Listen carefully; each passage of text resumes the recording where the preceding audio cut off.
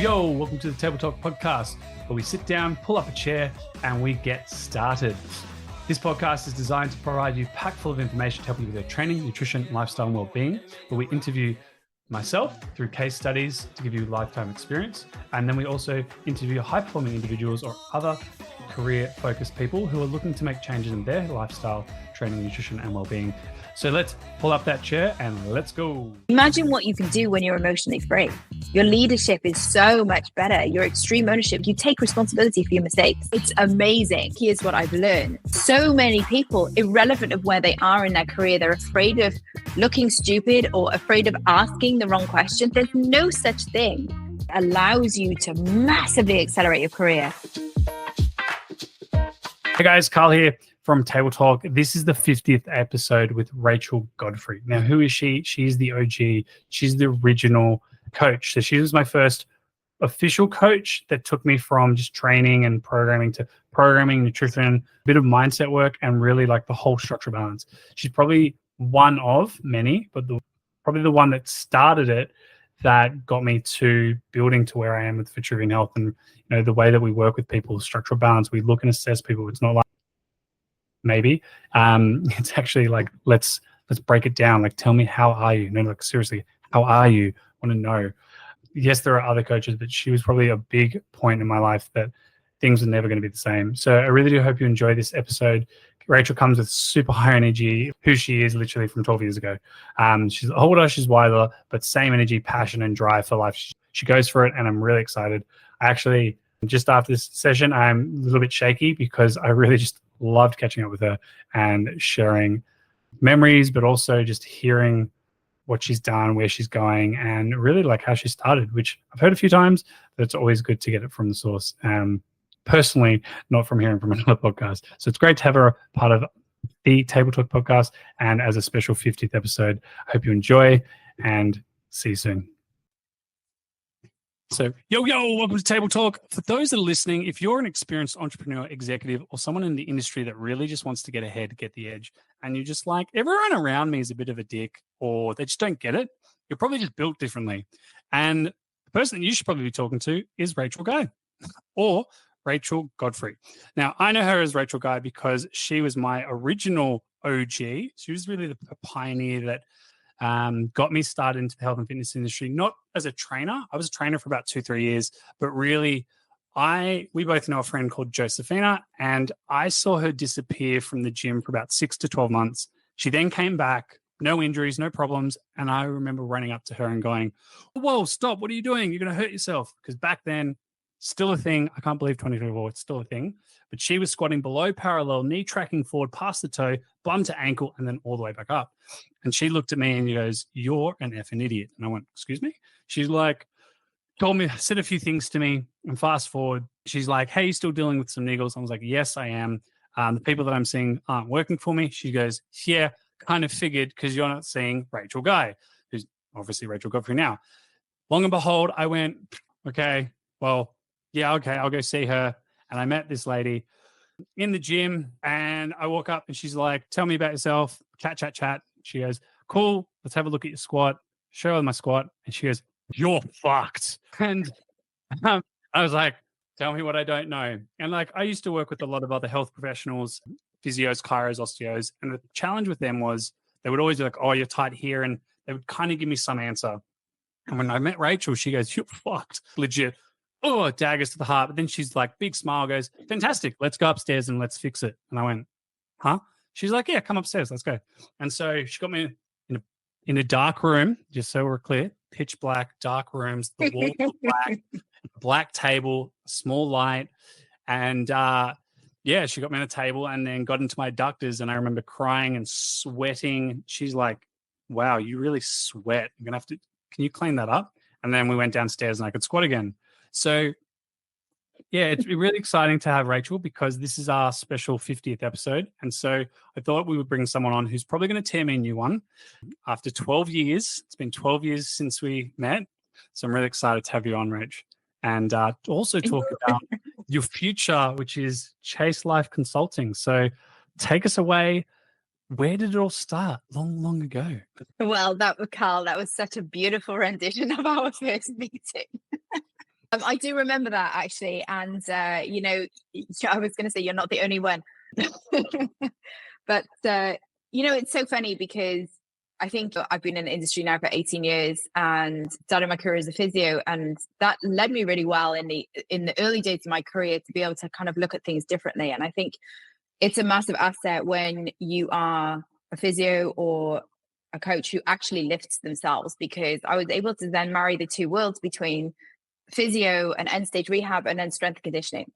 And I think in personal training, we don't have enough education on movement and anatomy, but particularly on movement.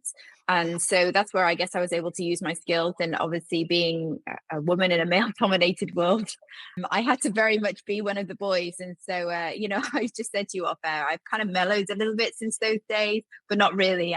I'm still the reptile, I'm still very direct. And, more than anything, results driven. And I think, when a client comes to you and they've been very frustrated and they've been seen and done everything, there are so many parallels between you as a 20-something-year-old personal trainer who obviously had a lifting history and you had 2 or 3 years experience under your belt already. You've been spending money on your body and investing in your body because obviously your body's your business card and you hadn't been getting anywhere. It's extremely frustrating. And it's the same as my clients now. We work with experienced entrepreneurs, C-suite execs who they have spent a lot of money on themselves and tried to really fix their diet, fix their nutrition, fix their bodies, and they're not getting anywhere. And it's incredibly frustrating. And so you really have to, in both sides, whether we're dealing with an athlete or we're dealing with a C-suite exec, we really have to kind of look below that and find out what's really going on beneath the hood. And so that's why I'm always interested in, okay, so this is what we've been presented with on the surface, but what's really going on beneath that and what's driving it? So, I think it's one of those things that you really have to kind of take a holistic view on what is in front of you. And so I started my career, like I said, as a physio, and all through my training, I always had this interest in lifting and strength conditioning. So I spent a lot of my free time as a physio, and I was working in rugby and American football through university. And then when I graduated, obviously you do the medical side of the physio as well, but I really had this interest in lifting, which started when I was 13, because I had dislocated my shoulder at 13 years old. And I remember going to the surgeon and he said to me, Rachel, you've got multi-directional instability. I cannot have you on my operating table. You are like a floppy rag doll. Get to the gym and start lifting. And me being the good student that I am, took myself off to the gym and basically just copied people. I think in the early days, my dad also had a trainer. So he used to take me to the gym. And so I learned with my dad. I used to train with him. And basically my intention was just to get strong. So that's basically how my career started. And then I found myself in Australia, having graduated in the UK, had spent some time working in the NHS. And I really got to that stage where you hit at sort of 21, where you're like 21, 22, where you're like, is this it? I've just spent the past 5-6 years working so hard academically, and I'm here, and I was expecting the band of marching mice, and really, like, I feel nothing. And in fact, if anything, I feel dead inside. I'm not depressed, but I'm certainly like, this is not what I expected it to be. And so I ran off to Australia to, I guess, find myself. And, the rest, as they say, it's history. I started work as a trainer. I kept my hand in with physio, but then I basically seemed to marry the two worlds together, and found that there was this massive gap in the market between, strength conditioning, which was in athletic teams, and then quality, proper personal training on the gym floor, where you have to marry the worlds between physio, strength conditioning, and personal training. And I would argue that as a personal trainer, you have to be the best at all of those, because you have to marry rehab with athletics. But the problem is when you're working with athletes, they're very motivated. And when you're working as a personal trainer, not all of your clients are motivated. And so you have to learn the psychology of motivation as well. And so that's basically where things started for me. And I think by the time that we met, so I came to Australia in 2006, So when we met in 2011, 2012, I was head of strength conditioning at a mixed martial arts gym. So I was working with, in mixed martial arts, Brazilian jiu-jitsu, and contact sports. I still kept my hand in rugby. And so I was used to seeing big guys who could move well and big guys who were really struggling to move well. So by the time you came into the gym, you start to like learn patterns and you assess your client the minute they walk through the door, and they don't know that you're assessing them, but you look at the way they walk, the way they're holding themselves, just chatting. And you get to sort of build a pattern. Like the second somebody basically walks into your gym or walks into your clinic, and then obviously I think the ultimate litmus test is doing a body weight squat and really seeing what's happening with somebody's body. So yeah, that's the story of how we met. And then I took you up to my dark room with a small light, which was actually, that was quite an accurate representation. It was a dark room with a small light, and got stuck into reductors, and the rest, they say, is history. Well, almost history, because the other part was me being me. I believed that I wasn't the smartest person, so I was like, question. Why this adductor? How many adductors are there? You're like, there's 5. I'm like, yeah, I know there's 5, but like, why are you doing this adductor? So eventually Rachel was like, fuck. I remember, I think you were getting onto the lat pull down. I'm like, oh, why is this lat pull down different to the other lat pull downs? Because I think you had Atlantis, and the handle was even slightly different to the normal D handle in gym. I'm like, oh, what's the difference? You were getting detached from me, like, fuck, you're a chipmunk. And so 12 years later, you still have the nickname chipmunk. I think here's the difference, right, between somebody who makes it and somebody who doesn't, is that you ask questions. And I think, I just said to my husband in the kitchen earlier, I said, I'm podcasting with Karl, and I nicknamed him the chipmunk. And I definitely had to use my stopwatch for you during your rest periods of, okay, so stop talking, it's time to lift now. But I enjoy that, and I like that. And I think that when you get asked questions as a coach, it's amazing, because you're able to talk to somebody at their level. And I think it makes you better as a trainer, and makes you better as a coach, because in the early days of our conversations, I might have kept things quite surface level, but as your knowledge increased, and the thing that you did, Karl, was you would ask questions, but you wouldn't leave it there. You would ask questions, you would go away and research it, and then you would either get me up on WhatsApp, or did we have WhatsApp back in the day? I'm not sure, WhatsApp or text message. And then you would come back to the next session and say, oh, here's what I've learned. And that's why you're where you are today. You were not afraid to ask questions. And I think so many people, irrelevant of where they are in their career, they're afraid of looking stupid or afraid of asking the wrong question. There's no such thing as a wrong question. So, I appreciate your questions, because you made me better as a coach, you made me better as a trainer and a mentor. But, you also massively accelerated your career as well, because you were not afraid to ask those questions. We're all hungry for it. I think that's saying this with Kate. We're all wanting to move forward, and sometimes we connect with the right people, but sometimes we hesitate. Yeah. How did you? Now, here's the question, because obviously we have another connection, which is Dane McDonald. Is how did you meet Dane? Was it in a group fitness class? No, it wasn't. How did I meet Dane? So we're really going back. I would have met Dane in 2000 circa 2006 to maybe 2007, and I think he used to teach spin classes at St. Leonard's Fitness First. And now we're really going back in the day. And so I think we used to do like the 6 a.m. Cycle class. And I remember those days, because I was living just across the road. And I remember do you remember that blue raspberry No Explodes, the pre-workout? That I was actually like legit. It was like crack.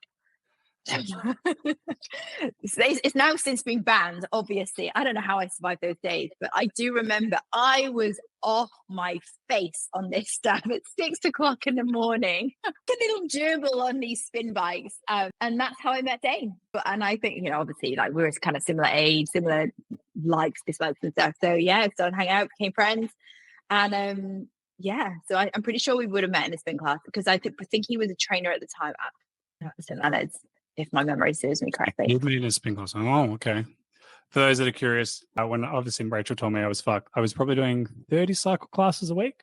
She's like, you got to give that shit up now. I'm like, I got it down to I think I got it down to 5. because I really enjoyed it. Like it's, okay, so spin, let's just talk about spin a minute. I think it's like massively overrated. First of all, from a fat loss perspective, it's horrendous. What? But don't be offended. I know you're going to be offended with this. Painting it like a But journey. Oh, on a stationary bike. But when you have a great spin instructor and you just go in there and you can switch off, and if you're fit and doing a spin class, it's great because you can get a good sweat on. If you're unfit doing a spin class, it's just miserable.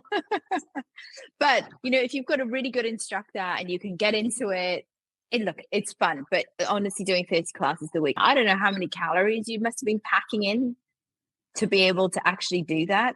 But that's what the young body does, right? It allows you to do crazy stuff. Well, it's probably that's probably why I stalled so much, because I probably wasn't eating enough because I wasn't tracking the food back then when you met me. For sure. Yeah. And then I still have it today, which is the Athletic Fox guide. Still have it. I actually looked at it a few months ago. Still relative, which Can is you send it back to me? Well, okay. So here's the thing, right? I've been teaching what I now call baseline nutrition for years. Probably close to 10, certainly close to 15 years. And whilst there are some things in there that I would change slightly, honestly, the basis absolutely still carries over now. You base all of your meals around a protein.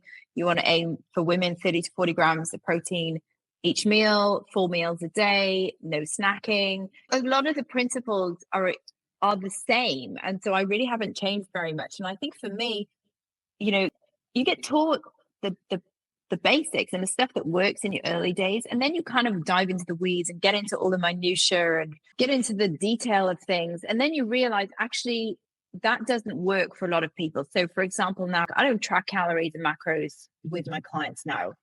Why? One, because they're way too busy, and two, it is completely unnecessary for them to achieve their goals. So I teach them other ways. Look, at the end of the day, fat loss comes down to eating less calories than you're burning. That's the rocket science about it. And I think you can dress it up in whichever way you want. Yes, hormones play a part, but ultimately it does come down to like, how do you restrict the calories? But it has to be done in a way that is appropriate for the client. And it has to be done in a way that makes it feel like it's not a diet. And so, for the majority of our clients, and especially with women, tracking calories and macros does not work. And it certainly doesn't work long term. Look, it can be a great short-term tool to see what's in your food, but the majority of people then use this short-term tool to moderate their long-term behavior, and that's when problems occur. Plus, if you lose 2 kilos in 12 weeks, you've still lost weight. So it doesn't have to be so short-term. Yep. Absolutely. So strength and conditioning. So from Dane to then meeting a chipmunk, in between that time, you did modeling as well. Those that know back in the day, Oxygen magazine. Ooh. The sound effects for me. Yeah. Well, it's funny. I was just reading a few things. I'm like, cool. So we've done Oxygen magazine. We've done a few other covers. And I just had a good laugh.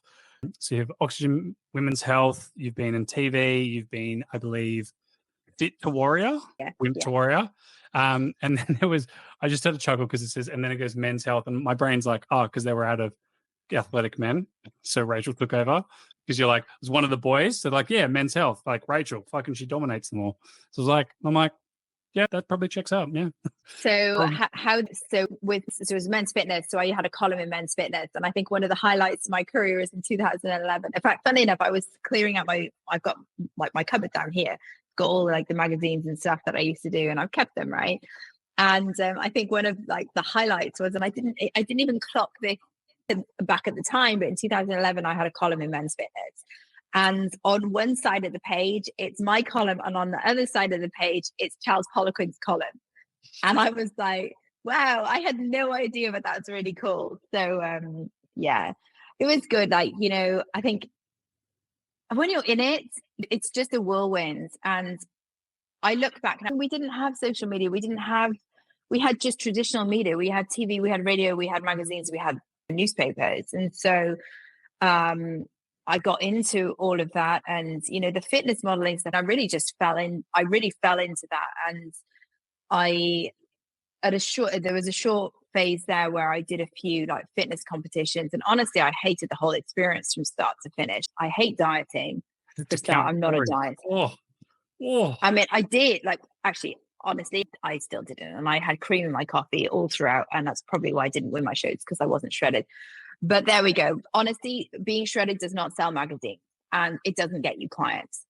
So that, and I'm now 40 walking around with a six pack. So, there's just proof that you don't need to get on stage in order to be able to have a very successful career. But, I think when you're in it, you don't realize the impact that you're having and the impact that you're having on people. And I think I was also having my own struggles around that time with enormous stress and overwhelm. I was an absolute workaholic, a perfectionist.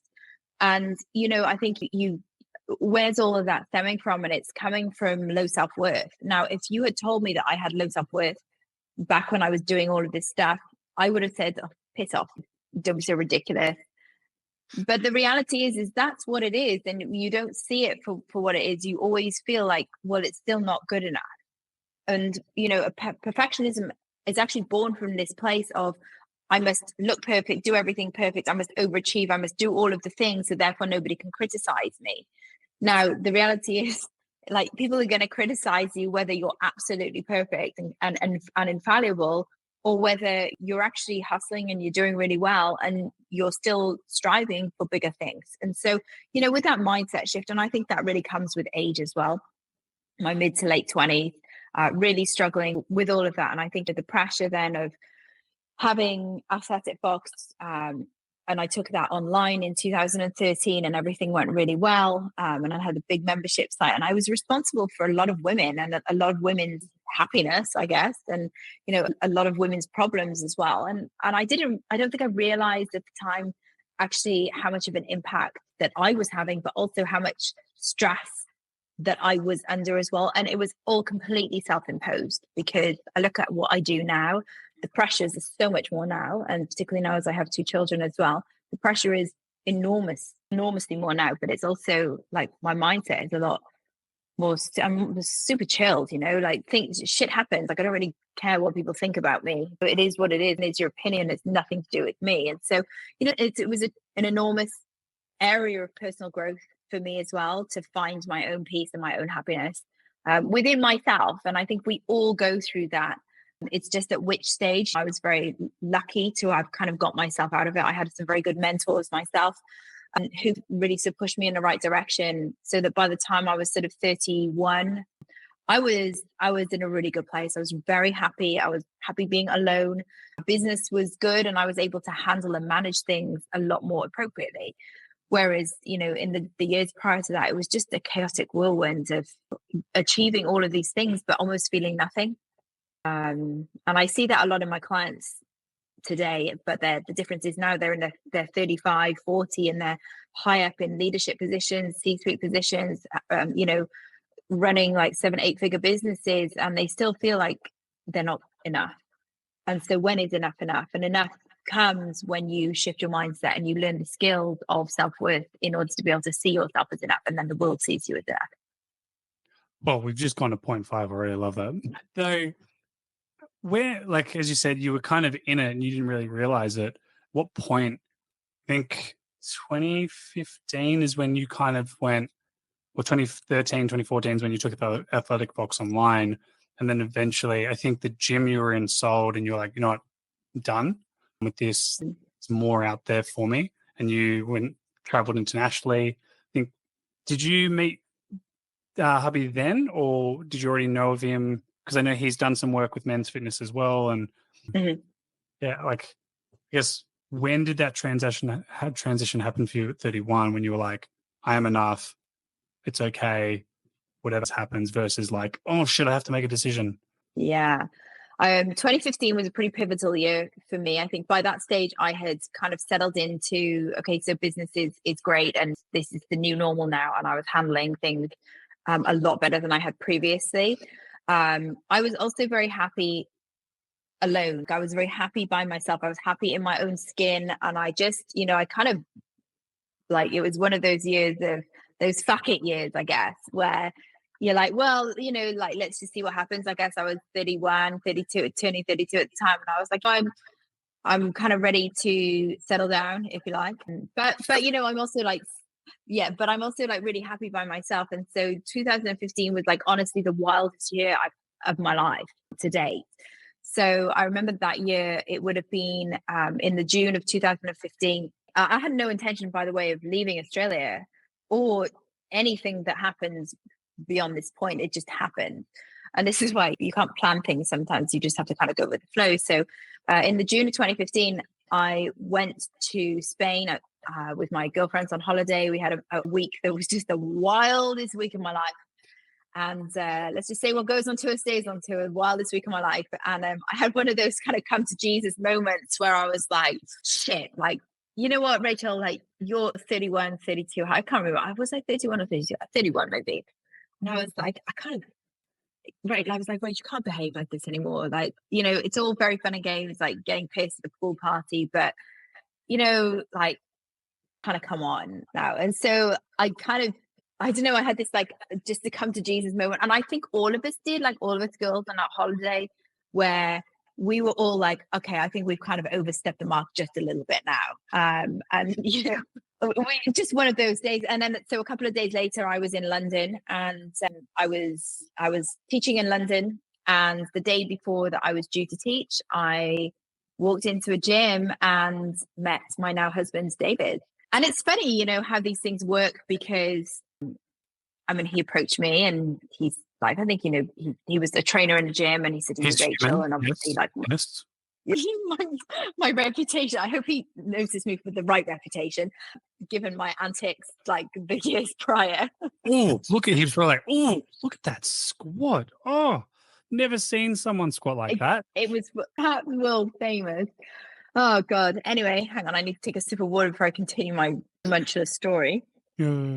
So yeah, I met David and we just started chatting for like 10 minutes or so. And, the rest, as they say, it's history. I think sometimes you just click with somebody. And, I was very open to meeting somebody. And, I can't even remember what happened. Like it was one of those whirlwind situations. We literally like chatting for 5-10 minutes.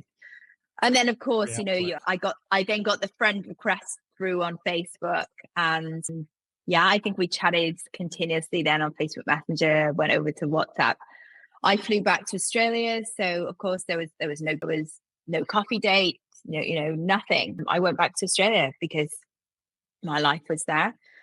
And then, we started on the Skype, and this was constant messaging. It was just, ping one, and there was no messing around. And I think that was the biggest thing with when I met David, was when and I think a couple of days into me getting back into Australia, I just said to him one day, I said, what do you want? Because life is here and I'm living here. And he said, well, I want you to move back to London and move in with me and basically spend the rest of your life with me. And, for somebody who is very calculated with what I do, and I'm very, I'm not stupid. I'm very calculated. I'm a planner, and I don't fly by the seat of my pants a lot. And, and I just said, okay. And the next thing, I think it was like 3 or 4 weeks later, I packed up my apartment and flew to London. And I remember standing at the baggage carousel in Gatwick with, 2 suitcases. Basically, my life being packed up. I put everything in storage in Sydney's. And I was like, okay, like this is either going to be the best thing I've ever done or the most stupid mistake I've ever made in my life. But either way, it's going to be a good story to it. So, going with a quote that I use quite a lot, which is no regrets, just stories, because everyone loves a story. I went and moved in with David. We didn't date. I just moved straight in. Engaged within 6 months. I just laid in the married within a year. Yeah. Engaged within 6 months, married within a year. And I think, it just worked for us. I think, David was 37 at the time. I was 32. And, we'd been seen and done a lot of things. And I think the thing with us both coming together, we were both very happy individually. And so I didn't need him and he didn't need me, but there was a want there. And it comes with a very different energy of, I want you. I don't need you, but I want you.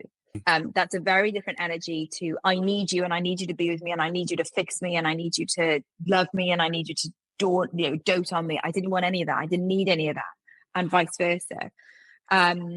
So yeah, that's basically the history of how things started and where we are now. But David's background was in personal training as well, but he had a special interest in psychology and behavioral change. And so he didn't know quite how to make that work from a business perspective. And so I think when we came together, we had skills that were missing in each other's businesses. So obviously I had the training and the nutrition side, and I had got to the stage within the business that I had started myself doing courses in NLP, hypnotherapy, life coaching, etc.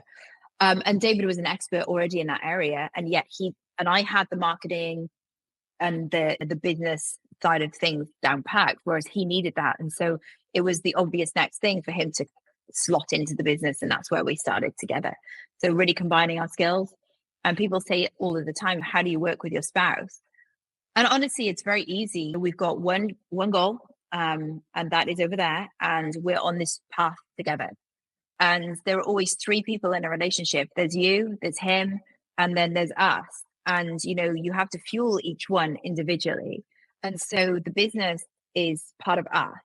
And it's so cool to be in a position where obviously the trust is there. He is such a hard worker, as am I. And we just complement each other with our skill set. So it's a very unique situation that we have. And we're very lucky to be doing what we're doing. Yeah. Well, I guess 3 questions there is: 1, what's his squat like? Okay, so if you really want to talk about lifting, David will tell you now that he is not the strongest, but like I've watched him lift. How old is David now? He's 45 now. And we're constantly having this conversation around, in my head, I think I'm still 26. I think in David's head, he thinks he's still 28 as an amazing athlete. And, I think the body just doesn't kind of like catch up with that. So David's had his fair few niggles as well. He's had wild kids, as like massive skateboarding injuries, broken collarbones, snowboarding injuries. So I think these things inevitably do affect your training, but he's still got a pretty big squat, pretty good deadlift. Yeah, he's in good shape. So he isn't fucked. Very good. Very good. Tick. Well, he would tell you he is fucked, but he moves like really. And this is one of the things that you've done is seen lots of people and couldn't get anywhere. David's obviously, he's very educated in what he does and he's seen everybody. And so when I come in and I look at him, there's some things that I'm able to pick up, but it's really hard, right? Because even to the trained eye, I watch David train and I'm like, there are so many subtle things that he does. It would be like nobody's going to pick them up, and I can't pick up a lot of the reasons that why he has the injuries that he has. It's very subtle, so it's hard. We have to kind of problem solve these things together. Number 2, for those that are curious and probably watching the video, check out that smile. Look how good that smile is. So David's background, yes, he's done. In fact, David's done more covers than I have done. He did get that one on me. So David used to do.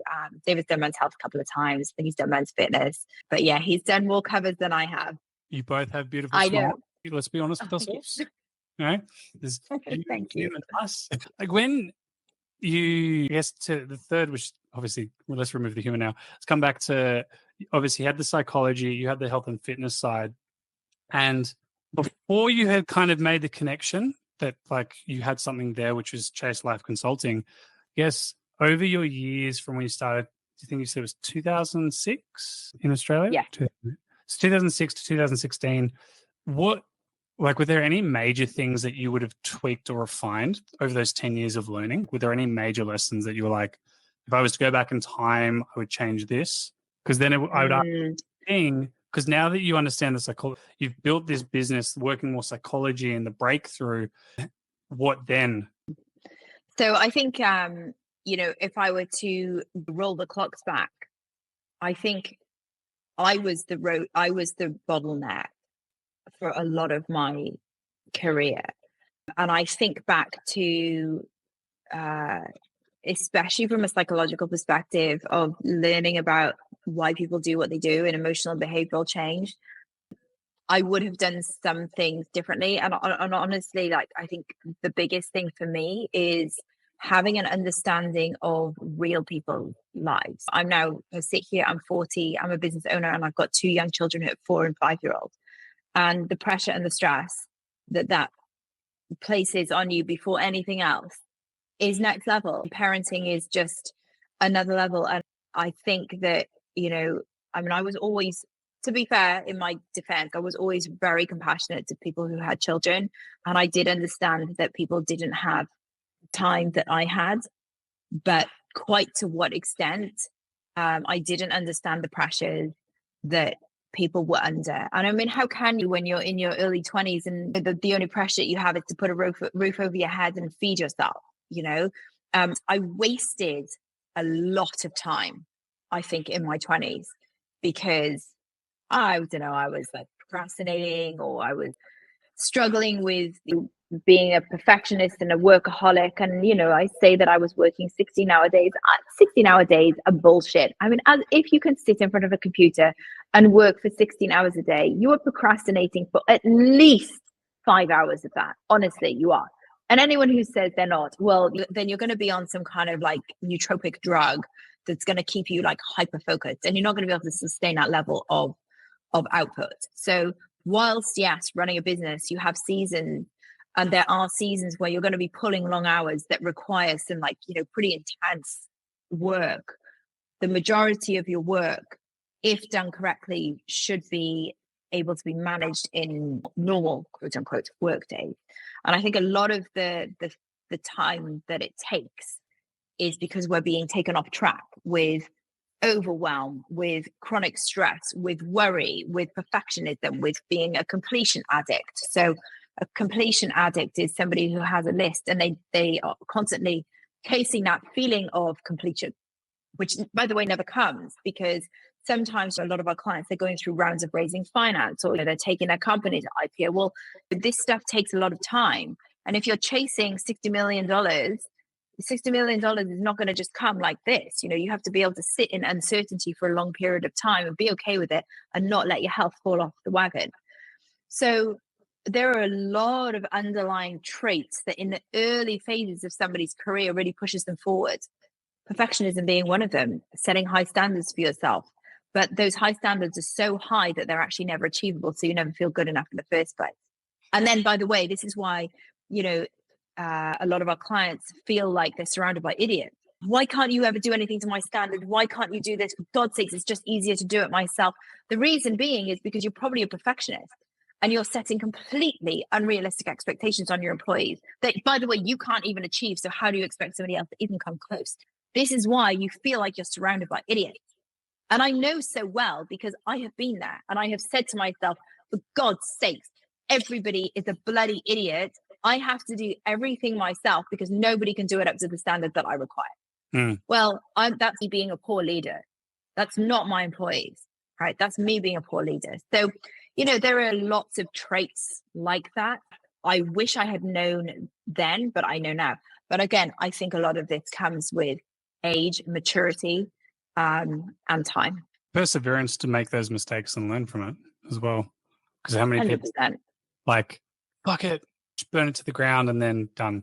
How, because obviously, you were bringing it back to with David and you, psychology's been doing it for a long time and you've started to get into it. Was it helpful for you? Because I imagine you've been still studying to understand it as well. Was it helpful for him to be able to guide you on kind of where to go to get the most information, like faster, to fast track? Or was it like, no, you're going in the right direction, you'll work it out yourself? I think a lot of my, a lot of stuff that I've learned has come from David. So David's a lot of his own frameworks and strategies. So, a lot of people will say, oh, well, what's David's qualifications? And it's like, well, he's done a lot of things. Results. That hypnotherapy, life coaching, blah, blah, blah, the stuff, all of the things. But ultimately, it comes down to results. And, if I look at my career, I've got, Bachelor of Science in Physiotherapy. I did a postgrad diploma at the university. in sport and exercise science. I've done all the Poliquin stuff, the Chuck stuff, the HRT stuff, the FMA, all of these various different qualifications. But it doesn't, like what we do today with a client is based off experience and based off, yes, I draw from an education, but I think, you get so far in your career and you make stuff up yourself, right? Which is how these are evolved. And, that's how you start building results. You start recognizing patterns, and that's where you start creating your own frameworks. So a lot of what I've learned has now come from David and him creating his own frameworks, and obviously like listening to him, like watching him coach clients and how he does that. And I would probably say the same is true of, I'll give you an example. We had a client, this was a couple of years ago, and she was like talking about fat loss and how she was obsessed with like not being able to get a flat tummy. And this is a lady who was already fairly lean. And so I said to her, right, send me pictures. I took one look at her and I'm like, she's got an unhealed diastasis recti, and her posture's terrible. She's got a flat tummy. She just needs to learn how to use it. And David's like, well, how do you know that? And I'm like, well, because of this, and this. And so you can piece things together. And I can see when somebody's got a dysfunctional pelvic floor without like even properly assessing it. I mean, obviously you have to then assess to get a full picture, but you can tell by just looking, and you can read that in a textbook. You can't learn that on a course. It comes with experience. So yes, he is guided. And then of course, like I ask him questions.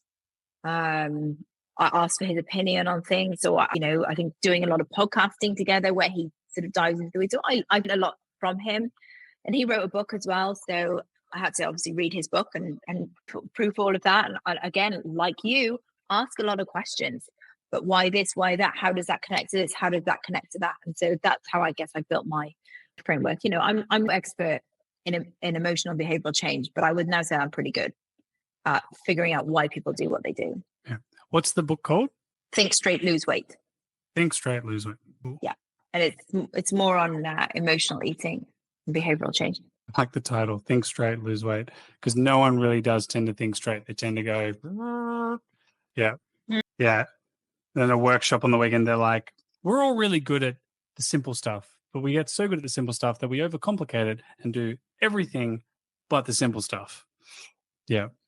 Oh, that's literally the story of my life. I mean, I spend most of my time on social media just saying to people, you know what? You can pay me. Like, there are two ways that we could do this. You can either pay me thousands of dollars to come and work with me. All right. That's option one. Or option two is just follow the 5 points that I put in this simple Instagram post. And that is eat 30 to 40 grams of protein at every single meal. Eat 4 meals a day and don't snack. Go for a walk. Make sure that you're doing between 10 and 15,000 steps every single day. Learn to lift weights and learn to lift weights properly. Manage your emotional state, and sleep. Those are the 5 things. If you were to do those 5 things and to do them properly, that I've broken down several times for free, it will literally transform and change your life. Or you can come to me and I will hold your hand through the process, and I'm going to charge you thousands of dollars for the privilege. Like, the choice is yours, really. So being thousands of dollars. Now tell me the secret sauce. It's this post. Yeah, I'll give you more thousands. Tell me the secret sauce. It's still this post. Nah, come on, it's gonna be something else. It's the post. But look, there are plenty of reasons why people listen. I think everybody needs a coach, right? I've spent a lot of money on my education, as have you. And I think, there's always a point at which, coaching is amazing for revealing people's blind spots and, subconscious limitations. And especially in the field that we're in, people don't realize that they're doing what they're doing, and they get very stuck and very frustrated. One of the things that I hear a lot of is, God, I'm a smart, intelligent woman. Why the hell can I not get a grip on my body and my food issues? And it's really frustrating for people because, these are very capable women, CEOs of banks, multi-figure businesses, but yet they're frustrated. And the reason being is because they're trying to use their conscious brain to deal with subconscious emotions. And so we have to rewire that, and we have to figure out what's triggering your stress response at a subconscious level. Now, you can't do that without coaching and in-depth coaching, which involves a lot of conversation and a lot of learning new skills and a lot of willingness to learn. A lot of clients have got to come to us and be very vulnerable And, with that then comes the emotional freedom. But it takes a very skilled coach in order to be able to get to that place and get to that position. So the fundamentals are still the same, irrelevant of whether somebody is paying, $10 an hour or $10,000. The fundamentals are still there. We can't mess with those. They have to be done. But it's changing somebody's adherence to them. But really, it is really that simple. If we're going to take a 30,000 foot view. Well, I'd say probably out of those 5, it would probably be, it is that simple, though, because with NLP, there's a lot of tactics and skills, and depending, as you're saying, as a coach, it's not like everyone is a square and fits into the square space. Everyone's a different shape, and whatever shape you are, there's different tools. And as you've said, David's got different modalities that he's made himself because the standard doesn't work for everyone. So he's had to build these out. Probably the emotional is probably the hardest because, as you said, with the ladies, they're cognizant, but they haven't got that ability to zoom out and look at themselves and go, oh, it's because that team member, I haven't coached them properly, and it's frustrating me because I'm not seeing myself in them and how to help them. And if I just said it this way, they would have done the job, and then I would have gotten this done, and that'd be fine. And it's like, once you know what to do, you're like, oh yeah, that makes total sense. But until then, you're like, fuck, why did I eat the chocolate bar? Oh, and then you feel bad, and then you guilt and cause all these other responses that make you eat more chocolate. It's really hard, right? Because I think it's not, with mindset coaching and doing a lot of work in the inner game, a lot of people, they don't value it. And I think one of the reasons is because you can't see it. You have to feel it. One of the things that we talk about is when we're trying to deal with subconscious limitations is that the language of the subconscious brain is emotion. It's not logic. And so many people are trying to attack shoehorn another diet and exercise into an already chaotic lifestyle. And, just looking at tracking calories and macros, for example, and why it doesn't work for somebody who's really struggling emotionally is because it's like, right, well, it's like having this tightrope 100 foot up in the air. There's no room for error. Whereas if we bring that tightrope down to the ground and we have like a little bit of room for error and we're like on this sort of guided path, there's a little bit of wiggle room there. Whereas if you fall from 100 foot, you're dead. Right? And that's what it feels like for so many people who are tracking their calories and macros. I fucked it again. I fucked it again. I fucked it again. And, it's that every time you fuck it again, you have this like negative spiral, and then what stuff doing to yourself with. Now, look, like I said, there is a time and a place for tracking your calories and your macros, and it's a good tool to see what's in your food. If you don't know what's in your food, you should know what's in your food. But using tracking calories and macros as a long-term tool to modulate behavior that's where we get into problems. And there are other ways of doing it. So, I think that addiction to perfection and the addiction to chasing that dopamine hit from working all the time is very, very dangerous addiction to be, a very dangerous place to be, because you're rewarded for it. You're rewarded financially. You're rewarded with a job, promotion. You're rewarded with great salary and bonuses. And so it's very difficult to unravel that. But there are ways of doing it. But there has to be a shift there. I would argue actually that unless you address your stress, overwhelm, addictions to workaholic behaviors, you will reach a point in your career that is the glass ceiling. And it's the absolute downfall and roadblock to your health. And you have to learn new skills then to be able to move beyond that, because high performance and building a high performance brain is about performing well at work. Then I would argue, in fact, I don't have the exact stats and the data on this, but nearly all of our clients grow their business or get a pay rise whilst they're working with us and beyond, because they're performing at a completely different level, completely different. And so even though you may have got yourself to a 6-7 figure salary with these struggles and from doing it from a place of torture and overwhelm and stress and burnout, imagine what you can do when you're emotionally free. Your leadership is so much better. Your extreme ownership, you take responsibility for your mistakes and your setbacks. And therefore, it allows you to massively accelerate your career when your health is optimized. And when I say your health is optimized, your body and your brain are optimized. We're not just talking about here getting somebody a body transformation at the expense of health. That's like putting money onto a credit card and then having to repay the debt. You have to prioritize health first, and it has to be brain health and it has to be body health in order to be able to then obviously accelerate your career. And that is then where we go to ask about, how did you build Chasing Life Consulting? Well, just on that though, that's pretty exciting because like Kate's working with some coaches now as well. And it's interesting observing how so many people, they've got all this stress. They've got they're high performing. They're hitting their KPIs. They're hitting the bonuses. They're going for everything. Tell me everything so that I can achieve, and then I'll just double it. The problem is that is it a problem?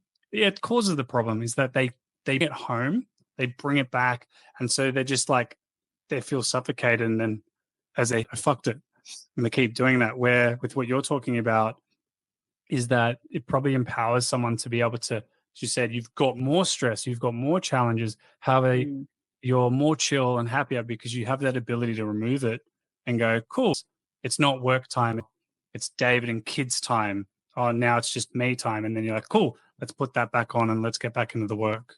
So you've got more control, which is I love seeing that. So I think here's the thing with problem solving that a lot of people need to learn. And I mean, I've learned this the hard way, which is why I can talk about it. Problems are best solved when you leave them alone a lot of the time. And there's only so much that you can do sometimes with a problem, and then you have to just leave it and you have to park it to then be able to go off. And how many times every single person listening to this will have had this, where you've got a massive problem and you go to sleep, and then in the morning you wake up with the answer, and it's like, why didn't I think of that previously? I've lost a whole night's sleep on this, and etc. Like, that's problem solving, the ability to pick up a problem, work on it, put it down, park it, move on, go to something else. And your body and your health optimization is like running a business. And a lot of people miss this because a business has many departments. We've got marketing, we've got sales, we've got tech, HR, we've got whatever. They all have to work in sync with each other. And the body's the same.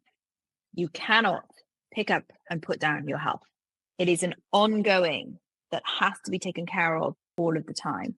You've got your training, you've got your nutrition, you've got your mindset, you've got your stress management, however you want to define it.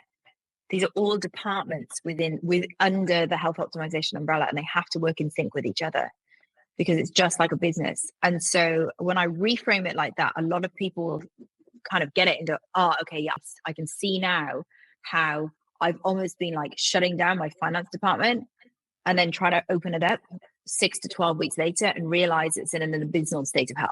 And so we have to run all of these departments together. And it's only when you see it that way and we stop doing this campaign lifestyle of I'm in work mode, I'm in party mode, I'm in fitness mode.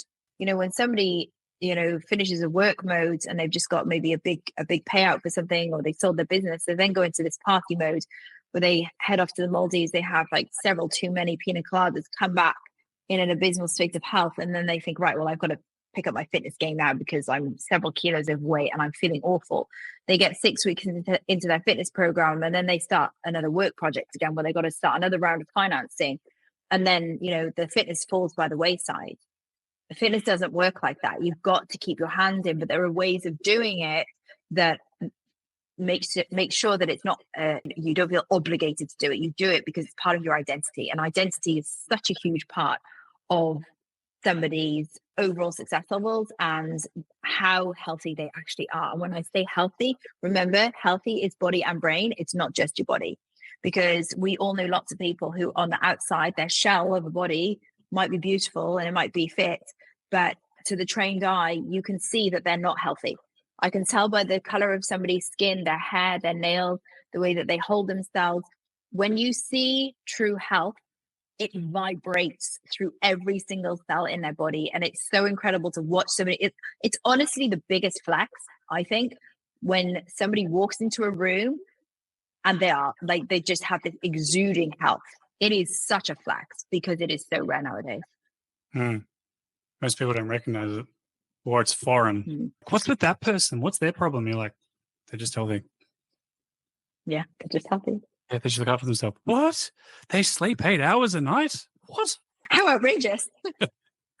And obviously, the cool thing here is like you've got a lot more in the psychology space and more understanding of cycles of people.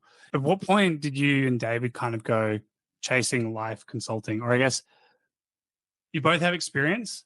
Did you both know the name of like what you were going to call yourself beforehand? Or was it more you got into it, you were chatting to people, you're like, she's not really listening to her body, pelvic floor. This person over here, they actually aren't really listening to their emotional state. So they just constantly keep deviating. Like, did you kind of just start with it and then eventually it evolved? Or were you both woke up and you're like, I know what it's going to be called. How did this last I think I've known for a long time. So obviously my previous business was called Athletic Fox, and still my baby. And it was one of those things that I wanted to kind of like extend beyond that. So one of my big core values in life has just been to get out there and get after it. Like, I'm a big life chaser. I don't wait for things to come kind of fall into my lap. I travel, I meet new people. I'm what people will call an introvert. So I like to spend a lot of time alone, but I'm also happy to talk to people. You put me anywhere and I'll start talking to people. And I like to know people's stories, and I like to know where they've come from and what they do. And I'll be sitting in a cafe and guarantee you that I will have talked to quite a few people in that cafe. David's now, like, David is the introvert. I can guarantee we'll go to a park, and if there's a dad or a mum pushing a kid on the swings next to me, I can guarantee that I'm going to open up conversation. Because, I like to know people's stories. And I've met some of my good friends now, we have met in a park. Or one of my best friends, Alison, she now lives back in the UK, but we met, our kids were playing in a pool together, and we just randomly started talking. And now she's one of my closest friends. And I just think, like, chasing life is part of that. It, for me, is experiencing new things and talking to people and finding out people's stories. And that's not about making small talk. I hate small talk. If you put me into a conference room and threw me in there, sure, I'd be able to make small talk, but I just hate it. But general day-to-day conversation, I'm quite good at. And so chasing life for me has always been this pattern of get out there and go and do it. You want to go and do something, you've got to make shit happen. You can't wait for this stuff to fall into your lap. You have to just make it happen. And so I've done a lot of travel. I've met a lot of people, incredible people. I've got some amazing stories. And so when I met David, I had said to him, like, obviously Chase Life was one of the big things. And so I don't know, I don't think he really cared what the company was going to be called, to be honest. I just called it that, and he was like, okay. I think that's how it went. But he's, David's very chill, so he wasn't anti it. And I think, he shares that love for getting out there and chasing life. And now we're forever expats, I think. Breaking through. Love it. Are there any other ventures out there coming about other than the 2 children, of course? Yeah, and we're definitely stopping there. I'm too old for this shit now. I'm 40 with a 4-year-old and a 5-year-old. That's definitely enough kids. I would like to have a dog. Part of you, I'd like to have a dog. Identity is like, we could. I know we could. We won't. It's not what we want to do. It's not our goal, but we could. I fucking could. We could, but I prefer to have a dog. And David is like not keen on the idea of having a dog either. But I grew up lots of dogs, lots of cats. Our biggest thing is because of course we're here in the UAE, we travel a lot still, and it's not fair to bring an animal into the house, when you travel so much. So, in good time, I think when the kids are a little bit older and our life is less hectic at home, we're going to be getting a dog for sure. He just doesn't know it yet, and he's going to love it. Merry Christmas. It's a puppy. Exactly. What type of dog? I would love, my dream dog would be to have a German Shepherd. I'm a very experienced dog owner though. But I think for David, he's never had a dog. So I'm going to have to go something low maintenance, like one of these, like, no, not a Pomeranian, like a proper dog. It has to be a proper dog. I might go something like middle of the grounds. Like, I've had Weimaranas before. middle of the ground. An athletic dog. Yep, middle. Yeah. No, it has to be a big dog. It's got to be a big dog, but it has to be kind of. I say low maintenance. If I'm around, it's definitely not low maintenance. I don't know. We'll probably end up with some kind of like poodle Toy cavoodle. These cavoodle. Yep. Yeah, something like that. Little toy. They are quite cute though. They're quite comical. They're like obviously cross of two dogs, but the poodle side of them, it's great to watch them. They'll be like playing, and then they'll be like, "I'm a poodle. Don't talk to me. Don't touch me." That's you. I'm like, yeah, I have that. I can see that. What before we wrap up, what are the three, like it's like what a journey is, 18 years since really when you started it all to now? What would be, other than meeting David, of course, or finding you're having that internal space where you're like, I'm good with where I'm at and who I am, what would be probably three of the biggest experiences you had, and maybe those lessons that you've had from them? The three biggest experiences I've had in my career. Or that stand out to you, as you said, like you reminisced and you're like, there's my page, and a big mentor of yours is Charles Pollock, and you're like, and there's his page. Wow. Like, I think it's only when you look back you realize, because when you're in it, it just is what it is. I think some of the courses that I've been on and the people that I've met, just incredible people who have become lifelong friends. My colleagues, you guys in Sydney, I miss you daily, like just the banter that we used to have in the gyms, just incredible times with incredible people. And I think the third thing would actually be an experience that I learned from, that was a really uncomfortable experience. I remember one of my former mentors put me into a position where he asked me to lecture, and I was really struggling with stress and overwhelm at the time. I was an absolute perfectionist. I didn't think that I was good enough, and he pushed me into a position where I literally froze. And that was a horrible experience, but it was one where I am so grateful that he believed in me when I didn't believe in myself. And I think it's one of those situations where, had I known then what I know now, even as a 40-year-old, I mean, if you told me to be in that position now, even if I wasn't too sure on the topic, I would have got up there and just been myself and have said, guys, I am so nervous on presenting on this topic. This is a topic that I do know really well, but I am so nervous. This is my first time lecturing. So just cut me some slack, and I would just call it how it was. And I think an experience like that, we've all had experiences where we fucked up, right? I fucked up that experience, but it was such a good learning experience for me. And I probably wasn't ready. I think logically I knew all of the material, but emotionally I wasn't ready. But, I'm so grateful that, again, I had a mentor that believes in me before I believed in myself, and eventually sort of held that space so that I could grow into that role. And so that would be the third one. So not very clearly defined, but I think all three of those. All of it. Involved good people. Yeah, all three of those involve good people, lifelong friends. And in situations where you're all learning and you're all trying and you're all striving to be the better version of yourself. Any funny moments that you're like, oh my God, so many funny moments. Oh God. Oh my God, there's too many to think of. I remember I was at Platinum Extreme, so a mixed martial arts gym, and I'm in my office doing some work, and then all of a sudden I hear like Rick Astley like blasting out the stereo downstairs, and it's like 10 o'clock in the morning. There's not many clients in the gym at that stage. I'm like, what the hell is going on? And I walk downstairs, and I've got all the fight boys dancing to Rick Astley, Never Gonna Give You Up on the mats. So I'm like, well, I will either give him a bollocking or I just join them. So I just joined them. So that was a very funny moment, a very memorable moment. Yeah, just some silly things that we've done along the way, just some of the laughs that we've had. I remember filming a music video in a fight gym, and that's actually the first time I had to punch somebody in the face, and it was for camera. And I was like, this is like the guy that I punched in the face, he was a professional fighter, so he was used to it. But I was like, so I kind of sort of punched him in the face the first time, and the directors of this music video were like, no, that wasn't real enough, you've got to do it harder. And Nick's like, Rach, look, it's fine, like just just throw a punch like you would throw a normal punch. And I'm like, Nick, I've never hit somebody like that in my life. Like I'm not quite sure how to do this. That was another kind of funny situation that we've been in, but yeah, so some good ones. And I'm sure if we kind of all got together around the table, we could share some funny stories and reminisce on those. Punch me harder. Oh, that's great. Literally, I was like, I really hurt my hand. Wow. I love this. What a journey, like from the beginning to the end.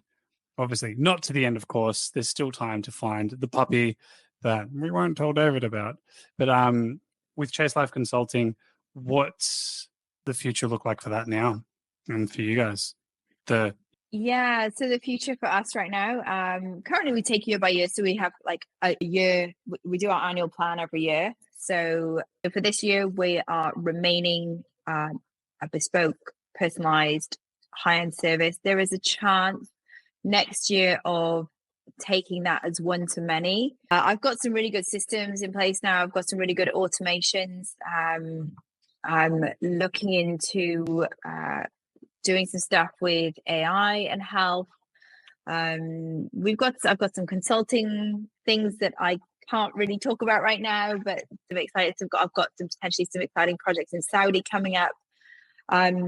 Again, like I can't talk about these things yet, but in terms of the business for us is, it's a really nice place where we get some amazing results for amazing people. And, we are limited. Obviously, it's like the way that things are now, it's not scalable in terms of like scaling beyond a certain point, but we like that because I think one of the very important things that we do, particularly in the mindset side of things and emotional behavioral change, you have to keep that bespoke high touch service.